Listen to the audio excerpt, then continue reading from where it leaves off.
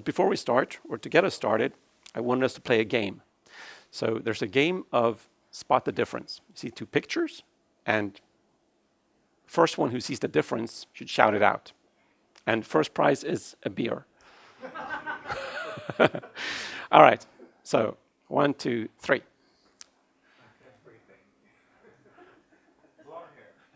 Blonde hair, that's good. So you win a beer. You can grab it later.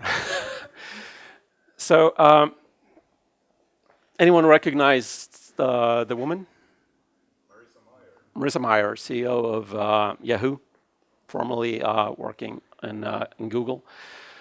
And anyone recognize the lady to the left? So that's actually, these are two different aspects, or the two different extremes of the spectrum of product management, as I see it. A HIPPO is an acronym for a highest paid person's opinion. So that's the gut feelings, that the instinctive decisions that are not really data-driven. Marissa, on the other hand, has been leading her companies to make data-driven decisions. Data is very central in her decision-making and how it drives Yahoo today. When she was at Google, for example, she was like testing out 41 different shades of blue in the Google search page toolbar to get to the right shade of blue. But the question is, I mean, how do you get to a data-driven organization? How do you get the data? What is important? I mean, what is the D in data-driven decisions? What is it? What data is relevant and what is irrelevant? And what part of the data do you quantify? So I'm a fan of this guy. Anyone familiar with Don Reinertsen? Yeah. So I can totally recommend the books he's been writing, especially the last one, Principles of Product Development Flow, where he's making an argument for a more economic model for making decisions. And he's saying that if you quantify only one thing, quantify the cost of delay. And with cost of delay, he's talking about life cycle revenue for the product. So he's talking about if we delay the product launch for 2 months, for example, how will it affect, how will that affect the revenue, the product life cycle revenue? And if we prioritize feature A ahead of feature B, how will that affect things in the long run? So that's like the economic framework for decision making. And but how do we do that? It's not easy, right? It's not easy to come up with such a thing. How do we measure? I mean, for some things, like if we add support for a new language in our product, maybe we can look at the pipeline in that region. How much revenue could we expect to get from adding that feature? But for other features, like capabilities such as improving the user experience in the product, how do we quantify that? It's very, very challenging and very, very difficult.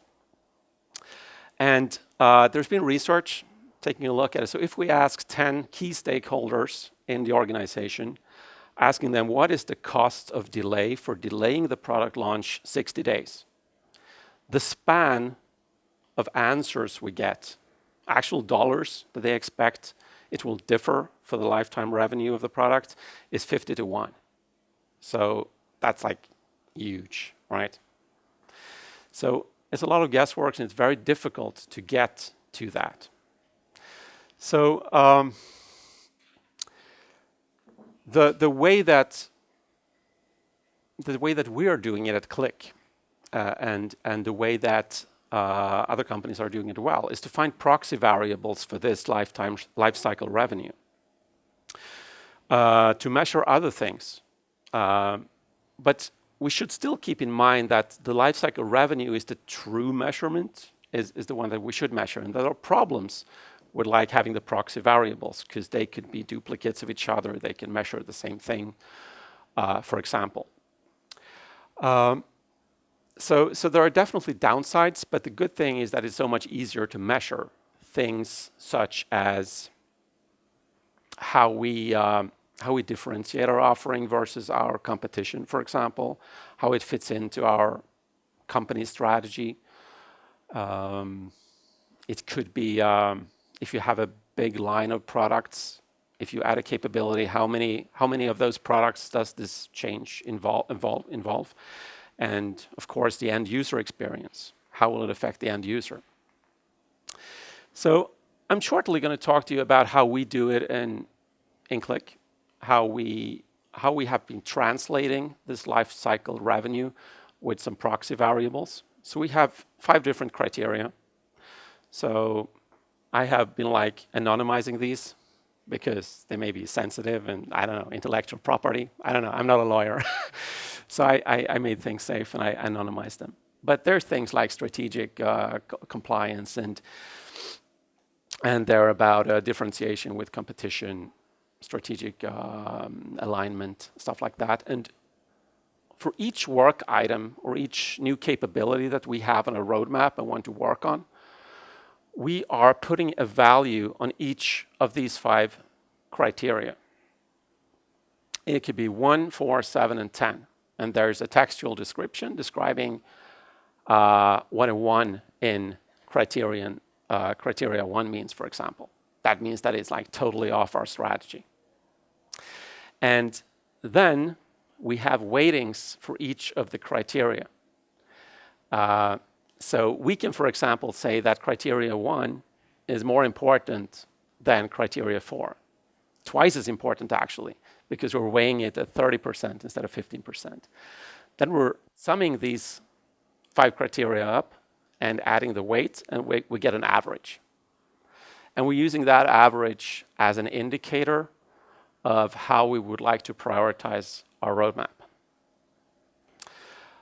This is just a guideline, a guidance. So we're still applying human knowledge, stuff like that. We're not totally data driven in any way, but this is a good way of compromising between the difficulty of measuring the actual revenue that we're expecting of adding a new feature, and the pragmatism of actually having proxy variables. And beside that, it's also helping us to aligning our strategy. If our strategy would change one quarter, we suddenly feel that we should be better at, I don't know, competing with the competition. So that might be criteria 2. Then we can just bump up the weighting of criteria 2.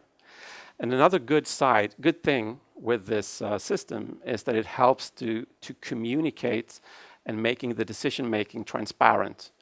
It helps to say that, okay, work item 4, that's really high on criteria 1, and then there can be a discussion and it becomes much more transparent. And also as product managers, it becomes easier to make sure that you're analyzing your work items, covering all the different aspects of what is important to the company. So that's more or less what I wanted to talk to you about. So thank you very much.